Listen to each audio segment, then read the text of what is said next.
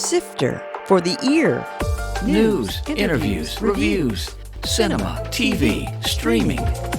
Action. Hi, y'all. This is Jerry Williams, a.k.a. TV Jerry. The Ashland Theater is once again hosting its Free Movie Mondays this summer with flicks designed for families. It starts June 8th with Trolls and runs through August 10th with How to Train Your Dragon. And I'll have a link on the webpage for this show at TV Jerry. There's definitely lots of little Easter eggs and hints at Saturnalia in the story and Saturn itself. Everything from the wallpaper in the dorm rooms has Saturn on it. There's a little thing dangling from the cab driver's mirror that's a little glass statue of Saturn. That was today's guest, Max Fischer, talking about some of the surprise references to Saturn in the movie Saturnalia, a new thriller that he served as executive producer and, more importantly, director of photography. It's now streaming on numerous outlets. Max will talk about the inspirations for this film from the giallo subgenre, as well as his work on other projects, including being a vegetarian on one shoot where the only food was mutton cooked over cow dung and chased down by fermented yak milk. Sifter Review of the Week. Tom Clancy's Jack Ryan, Ghost War, on Prime Video. John Krasinski is back in the title role as a former CIA operative who's drawn back into the world of spy antics and treachery. The team heads to London, then Dubai, which showcases the city's cool architecture. Sadly, that's the film's best asset. Otherwise, it's much like my review of the series. Quote, "There's more intrigue and espionage than big staged action sequences," unquote. If you can dredge through the continual dialogue scenes, there is one car chase, which upends a few trash cans, and lots of shooting. What the film lacks is any spectacular staging or even mildly exciting action. I'd pronounce this a disappointment, but since I gave the original series 2.5 out of 5, I'm not surprised that this did worse, and I gave Tom Clancy's Jack Ryan Ghost War 2 out of 5 stars. So Max Fischer, welcome back to Sifter for the Ear. You were on, was it a year ago, maybe? Could have been even longer than that, yeah. Saturnalia was mentioned. Yes, I was a surprise guest. And now you're your own guest. So congratulations on that. Yeah. So first of all, why don't you give us a little background on how you became a cinematographer? Amazingly, but this is a long time ago, my high school had a film program. Wow, where was that? That was in Philly, and my high school had a couple of Bolexes and some big Steenbeck editing machines. So, wow. Yeah, I was taking photography classes, and I figured, well, let me try it. And I was hooked right away. And I knew I wanted to go into film. So I went to film school. I went to American University in Washington, D.C., got a great internship while I was there. And before I even graduated, I was working as a freelancer. And I knew I wanted to do camera. So I was working as a PA, a little bit as a camera assistant, worked my way through a ton of documentary work up there and got to travel all over the place, which was fun. And just kind of went up the ladder, camera assistant, operator, do Steadicam, and then started shooting. So you got obviously into features at some point, and you're not just a DP on Saturnalia, you're an executive producer too, right? Yes, and that was kind of just by necessity, and also just because I kind of came up with the idea. So I was the first one to say, hey, we should make this movie. I'm not a producer, never have been, but like I said, by necessity I was. I surrounded myself with really good people, and we were able to make it happen. So you said it was kind of your idea. I'm assuming that there's some giallo influence into this. Footnote. Giallo, which is Italian for yellow, is a highly stylized Italian subgenre of thriller and horror films. It flourished in the 60s and 70s. Suspiria by Dario Argento is one of the classics. What was the influence, or what was the inspiration? The inspiration not only of the idea for the film itself, but also for making the film goes back to summer of 2023. I'm sure many people are aware there were the writers and actors strikes. Sure. So production in the US completely shut down. So being a freelance crew person, I was sitting on my butt, twiddling my thumbs, hoping that work would come back eventually. So I spent a ton of time just watching movies. I'm a big horror fan. So I got on Tubi and I started watching all the old school horror films. And I watched Suspiria one night I've probably seen it 50 times. One of my favorites. And I finished it up and I was like, man, I would kill to make a movie like that. Creatively and artistically, it was just so awesome. I'm like, man, that would be so cool to make something like that. And then I said to myself, well, myself and all of the crew are just sitting around on our butts, nothing to do, no work. We've all got, equipment that's also sitting on the shelves collecting dust. Why don't we all get together and make a movie? I reached out to a buddy of mine who's also horror fan, Danny Lurch, and I think he's got great taste in movies. And I said, hey, Danny, let's make a movie. We've got all the resources. All we need is an idea. And he's like, well, I've done some writing. What are you thinking? And I said, well, I just watched Suspiria and I would love to do something kind of in that Giallo vein. Yeah. Yeah. And I had some ideas and I threw them at him and he's like, all right, I'm going to get writing. Amazingly, 3 weeks later, we had script. We knew that we had a deadline because the strikes were going to end eventually. Right. Once the strikes ended, everybody was going to go back to work. Well, kind of. Never really got back to that point. But anyway, more back to work than before. Yes. So the last thing I wanted to happen was, we line all of this up, and everybody's busy or they go off in another direction. So we had to really lock it in. And that's kind of how the ball got rolling. First of all, it said in 1979 in Virginia. Why did y'all decide to do it in the past as opposed to making it a current? Of course, there were no cell phones. That's probably one reason, at least. That eliminates that issue.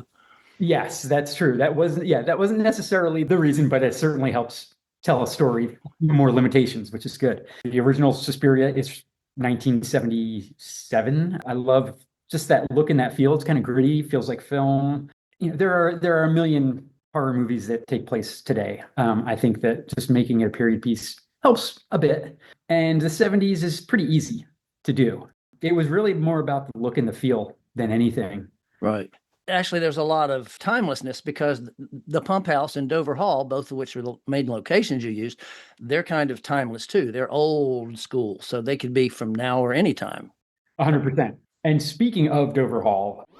Footnote. Dover Hall is an English Tudor-style estate in Manikin-Sabot, Virginia. It was originally a private residence with Gothic and Elizabethan architectural influences. It transitioned into a luxury event venue in 2014. This was absolutely a labor of love with an incredibly small budget. I always thought, well, if I was going to make a low-budget film, I think the number one thing to try to find would be a really good location. It can add so much production value. It can help tell a story. It can become a character. So when I came up with this crazy idea of making this movie and gave Danny some of my ideas, I immediately started looking for a main location. I reached out to Dover Hall, which is normally a wedding venue. And this was another one of our restrictions and made us move fast. They said, yeah, we can work something out, but you have to shoot in January because a lot of people get married in January. Yeah. Right. So here we were, we had this script done. It was then mid-August, early September, and we had this deadline. We had to start shooting second week of January. But one thing that really helped is that Dover Hall's website, since it's a wedding venue and an event venue, a very high-end one, on their website, they have a 3D model of the building. Cool. So we were able to virtually block and do storyboards and everything using this 3D model of the house, which was great. We didn't have to go visit. We didn't have to wait until we got there. We kind of built the story around the location. Surprise guest drop-in. As you know, being formerly a surprise drop-in guest, I got one for you. And speak of the devil. Oh, who is that? Look at that guy. Hello. The man himself. By the way, for the people who are obviously just listening, this is Daniel Lurch, who Max already mentioned, who is the director of the film. Daniel, welcome. Hello, everybody. Thanks for having me on. Sure. How did you and Max get together? Did you actually know each other before then, or was this kind of the first introduction? Yeah, I think in Richmond, I may have worked with you on a commercial or something when I was probably just getting started. We both like cars too and like motorsports and stuff. So we just have had a online friendship, I'd say, where we post car videos and like each other's posts and stuff. And I moved to Atlanta in 2012. So I hadn't worked in Richmond in many years. Is Saturnalia what lured you back to Richmond? Yeah, I mean, I miss Richmond. I like Atlanta. It's a really big city, but Richmond's my home and where my family is and all my childhood friends. I played music there when I was younger and I still have a huge attachment there. So it was very nice to come home and get to work with some old colleagues I worked with back in the day. And it was nice to feel like we could put people back to work when they'd been out of work for so long. There you go. So what did Max bring to this movie? Oh, what didn't he bring? I mean, everything. It wouldn't have happened without his generosity and passion for the subject matter and his resources.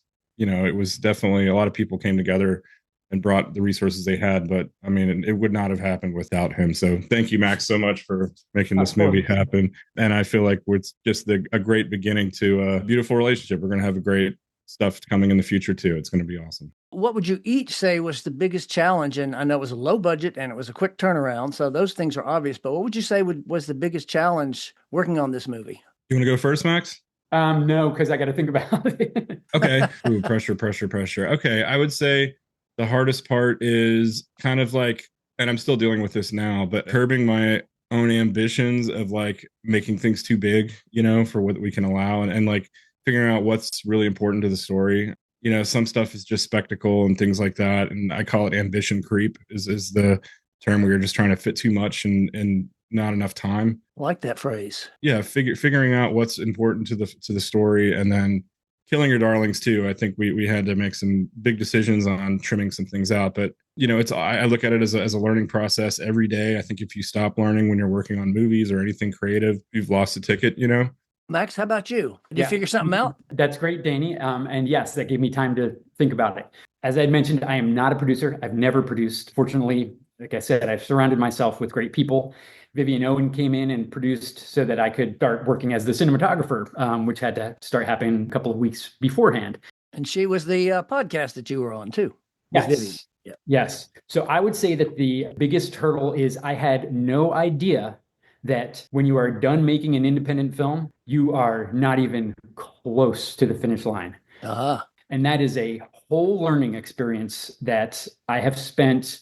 I mean, we had this film done over a year ago, and still every day I'm working on the marketing, the sales, the distribution. It's a whole other world. And we did not budget for any of it. So learning the hard way. Yeah, you got to do grassroots marketing. And just kind of learning as we go. How's that going in terms of getting it distributed and promoted? It's going really well. We have 3 separate distributors right now, which is great. You can sign with one distributor that's going to do everything for you. But if you have more than one, then you've got more than one person working for you and trying to work hard and getting their piece of the pie.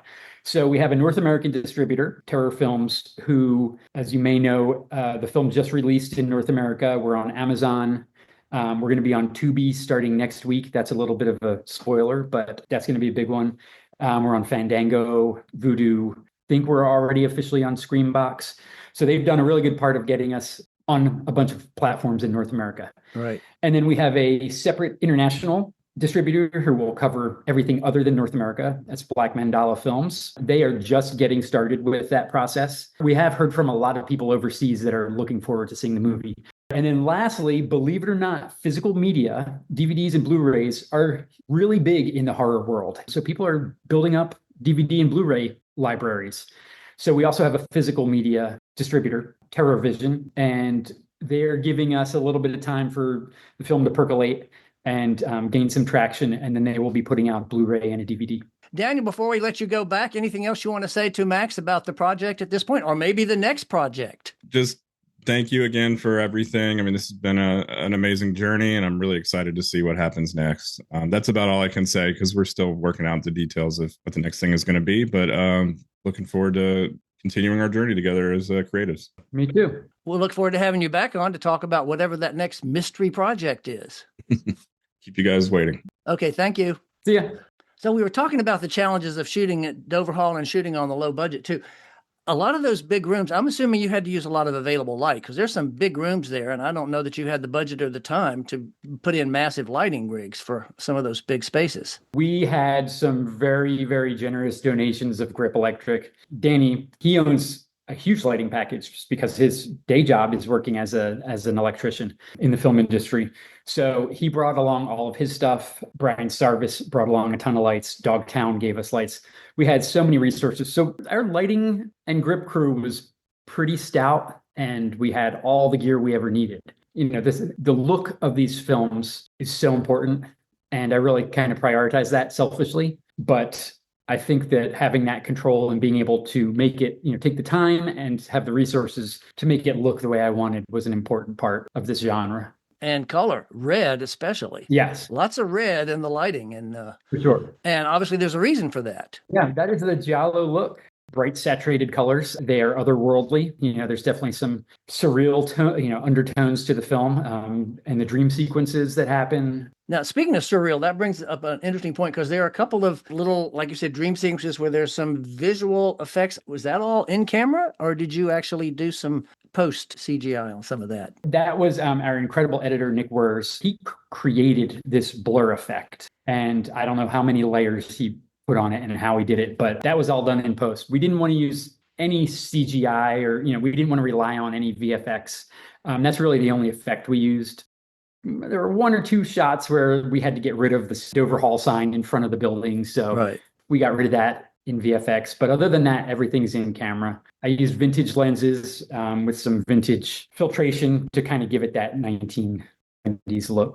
Now, one of the things I noticed being a director, former director at this point, one of the most interesting shots, and I said, oh man, they're shooting that right, when the meals are served and there's that big domed, reflective silver dome food cover that you had to have the camera right there. And of course, it's one big mirror. So how did you shoot around that? Or how did you manage shooting basically into a rounded mirror? That is a great question. So we knew we wanted to do that shot and have the camera right up against this giant round mirror. We're setting up the shot, and I said, but probably just gonna have to paint it out. We set up the tray with the big mirror on it, and I slid the camera into position, and I'm looking at the monitor, and you couldn't see the camera. Wow. It was something weird about the way it distorted that it hid the camera. I don't think we even put a black covering over it. It was just, we kept the camera as small as we could. We did not have a reflection. Wow. Which is amazing. I'm glad that you noticed that. We had budgeted a little bit of CGI because we knew we had to get rid of the Dover Hall sign in the front of the building. And we thought maybe we'll have to do some of that, but we got lucky. Moving away from Saturnalia a minute, what are some of the most interesting projects you've worked on other than this, whether it's a commercial or another feature or a show, something like that might have an interesting story? I've had the opportunity to work as a camera operator on a lot of bigger shows where obviously I'm not the cinematographer when it's a big movie or television series coming into town. And just for our listener, would you explain the difference between a camera operator and a DP? Yes. So the director of photography is literally just that. They are the director of the photography. They work with the director to help establish the look in both lighting and camera movement and composition. And they manage multiple departments. They're managing the lighting department, the grip department, sometimes production design, wardrobe, set deck. They're working with all of those departments to establish the look based on what the director has a vision of. Camera operator works below the director of photography and is in charge of camera movement, camera composition, working directly with the actors. Rarely does the director of photography talk to the actors about any sort of technical things. That's usually the camera operator. It's definitely a bit of a managerial role as well, kind of managing the set along with the ADs on the technical side.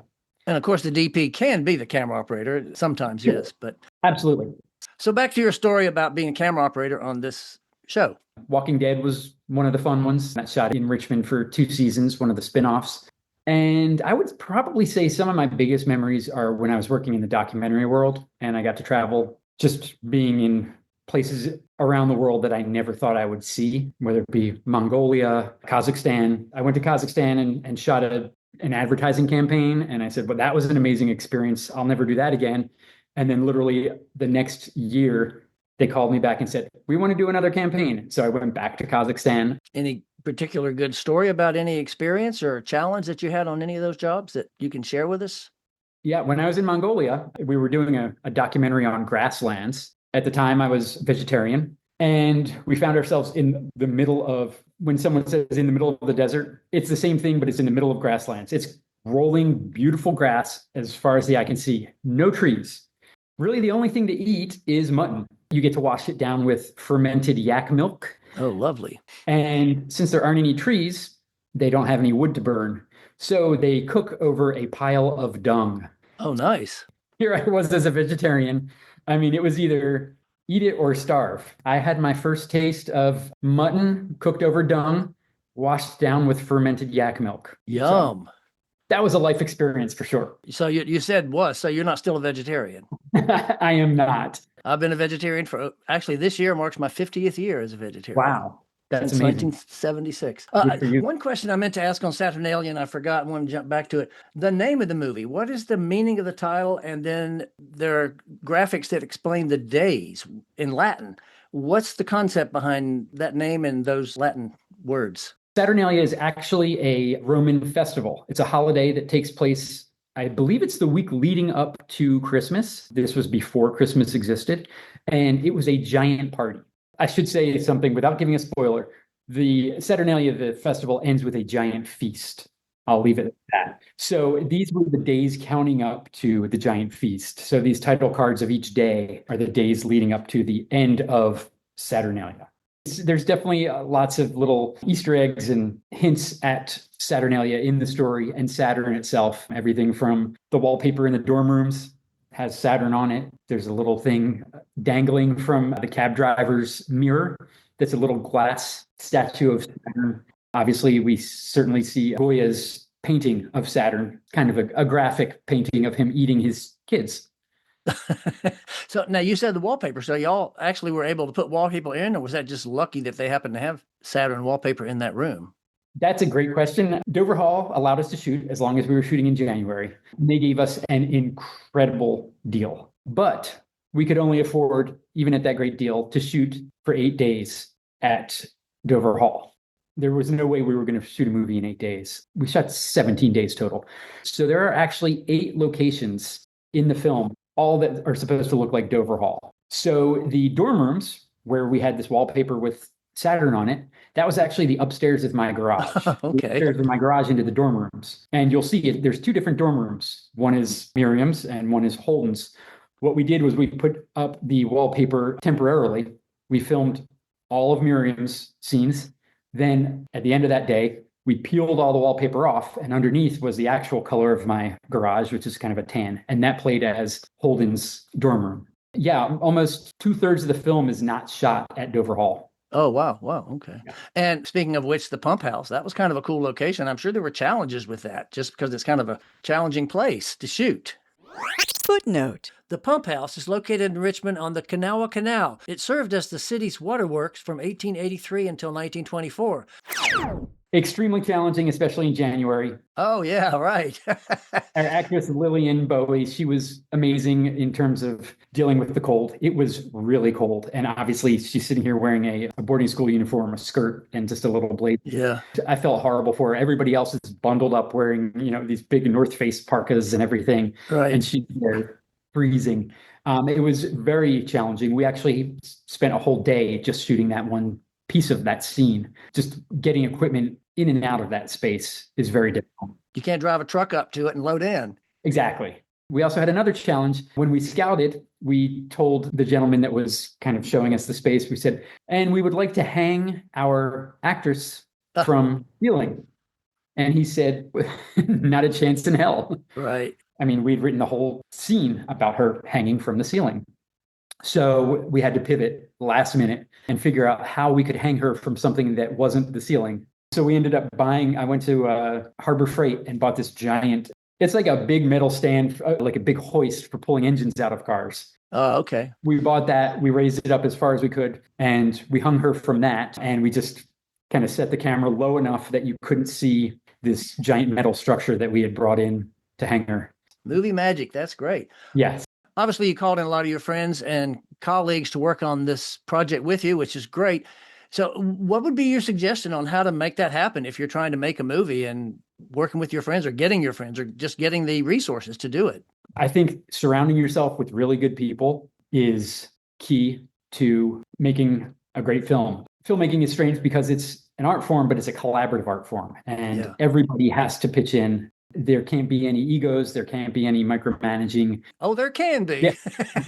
There is and there are. But to be successful, I think you need to surround yourself with good people and let them do their jobs. Right. I had just such an amazing group of people working on this, everything from the crew to post-production folks. We had an amazing composer, Claudio Simonetti, who is a legend. He did Suspiria, right? He did. Yeah. Yes. Right. Some of your favorite horror film scores were done by him. So how did you land him? Since he's kind of a good get. So we had a little bit of money earmarked for maybe like 1 or 2 days of a known actor to come in, and we were probably going to have someone play the cabbie, just as a cameo. And then we kind of decided against that. We didn't want the first person speaking in the movie to be someone that someone knows. And then they're like, oh, okay, now I've got this stereotype of who this person is. Right, right. The music, the score is so important in a horror film, particularly giallo. Let's take that money and move it over to finding a good composer. And Danny's like, why don't we try Claudio? And I said, there's no way. And Danny emailed him and said, hey, we're making a giallo film inspired by Dario Argento, who you've worked with many times. We can either hire like a young person and tell them we want the score to sound like you, or we can hire you. And he's like, I'd love to do it. Cool. It was amazing. I couldn't believe it. That's great. So you just sent him a cut and he did it from Italy, or? Yes. Yeah. He actually lives in Switzerland now, but yeah, we would send him the final cut and he would just do his magic. We had no notes for him. I mean, how are you going to tell a legend? Yeah, really. Notes. So we still keep in touch to this day. He's helping promote the film as best he can. So that was a really great asset to the film as well. So, as you know, one question I always like to finish out with, if I can, is when you're not working on Saturnalia, on another commercial or whatever, what have you been watching lately, whether it's a movie or a TV show, streaming? My wife and I are in the midst of Shrinking, which is on. Great show. Oh, we love it. I mean, that whole thing, I laughed, I cried. Yeah. It truly, it's wonderful. I'll tell you, I was amazed, and I've said this more than once. Harrison Ford should have been nominated for an Emmy every season because he's so funny and so great in it. Yes, he's amazing. So we're really enjoying that. We finally caught up to the rest of the world and watched Pluribus as well and loved that. Yeah. I think Apple TV has some of the best original TV series right now. So they're a lot more cerebral than some of the stuff out there. So we're really enjoying watching some of that. Well, Max, this is great to get you back on the show. Congratulations on Saturnalia. And hopefully when you have your next project, we'll be back in touch again. All right. Well, thank you so much for having me. I appreciate it. That was today's guest, Max Fischer, talking about Saturnalia, this thriller that he shot here in the Richmond area. It's now streaming on numerous channels, and I'll have a link on the webpage for this show at tvjerry.com. Coming soon. In theaters. Tuner. Leo Woodall plays a talented piano tuner who discovers an unexpected aptitude for cracking safes, with Dustin Hoffman. The Breadwinner. Mandy Moore plays a supermom who lands a Shark Tank deal. Her husband, played by Nate Bargatze, who also co-wrote, has to adapt to being a stay-at-home dad for their 3 daughters, also with Colin Jost and Will Forte. Backrooms. After a therapist's patient disappears into a dimension beyond reality, she must venture into the unknown to save him. Pressure. Brendan Fraser plays General Dwight D. Eisenhower as he has 72 hours to plan the crucial D-Day mission, also with Andrew Scott and Damian Lewis. TV and streaming. Star City on Apple. This is a spin-off from For All Mankind, but this one takes the Soviets' point of view as their cosmonauts, engineers, and intelligence aim to be the first to reach the moon. Spider Noir on Prime. Nicolas Cage plays a down-on-his-luck private investigator in 1930s New York, who's forced to grapple with his past life as the city's one and only superhero, Spider-Man. It's being presented in color and black and white for that noir effect. World War II with Tom Hanks on the History Channel. This series explores the war from Germany's invasion of Poland through the atomic age, examining pivotal battles, wartime leaders, and the human cost of war. The 51st American Film Institute Life Achievement Award, a tribute to Eddie Murphy, on Netflix. It honors the actor comic's 5-decade career. Next week, we meet the local writing duo behind the new thriller, Outrage. This is Jerry Williams. Thanks for listening. For more Sifter, including literally thousands of reviews, visit tvjerry.com. That's a wrap.